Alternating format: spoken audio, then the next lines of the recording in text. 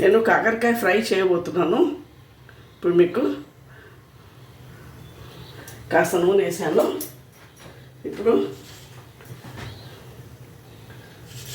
మినపప్పు, ఆవాలు, జీలకర్ర, ఎండుమిర్చి, కరివేపాకు వేసాను.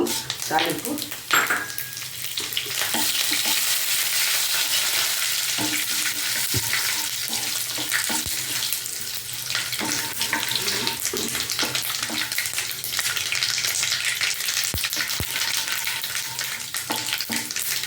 కాస్త వేయక ఇప్పుడు ఒకటి చిన్న ఉల్లిపాయ వేస్తున్నాను. ఎక్కువ అక్కడ వేసి చిన్నగా వేసుకోవాలి.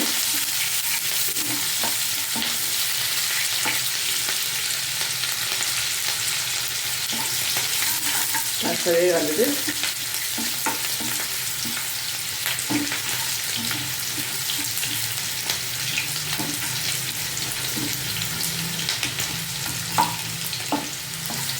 ఫ్రెండ్స్, మీరందరూ బాగున్నారా? నేను బాగున్నాను.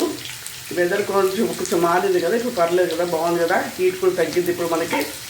ఐ థింక్ మీకు నా వీడియోస్ నచ్చుతాయని అనుకుంటాను. Please do try them at home. ఇంట్లో చూడండి, చేసుకొని మీకే తెలుస్తుంది ఎలా ఉంటాయని. You like them. మీరు చాలా సపోర్ట్ చేస్తాం ఫ్రెండ్స్ మీరందరూ. Thank you so much for it. ఇది చాలా ఇంకా ఇప్పుడు నేను ఒక కప్పు అంటే పావు కిలో కాకరకాయలు తీసుకున్నాను, అది వేస్తున్నానండి. దీంట్లో ఓ స్పూన్ ఉప్పు, ఓ స్పూన్ కారం, ఒకసారి పసుపు, ఇప్పుడు కారం వేస్తాను, ప్లస్ ధనియాల పొడి వేస్తాను.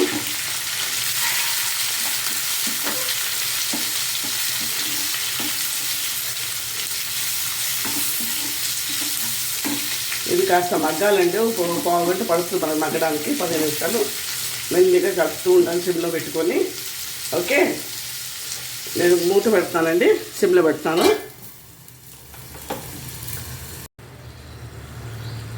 ఇప్పుడు మూత తీసి చూస్తానండి.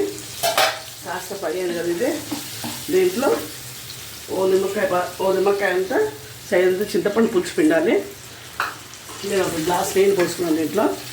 ప్లస్ ఓ నిమ్మకాయ సైజంతా బెల్లం వేయాలి, చేదు పోవడానికి అన్నమాట. ఇది మెల్లిగా ఉడుకుతూ ఉంటుంది. ఒక పావు గంట అలా పెడితే మనం ఇంకో పావు గంట ఉడికిపోతుంది. మూత పెడతాను నేను ఇప్పుడు. ఓ సిమ్ లోపల పెట్టుకొని పావు గంట పెట్టుకొని చూడాలంతే. ఇప్పుడు నేను మూత తీసి చూస్తున్నాను. ఇప్పుడు ఇంకా అయిపోయినట్టు, ఇది దగ్గరికి అయిపోయింది. ఇప్పుడు ఇంకా డిష్ అవుట్ చేయడమే.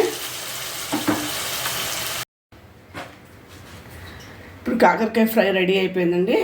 Please like, share and subscribe my channel. Thank you everyone. By.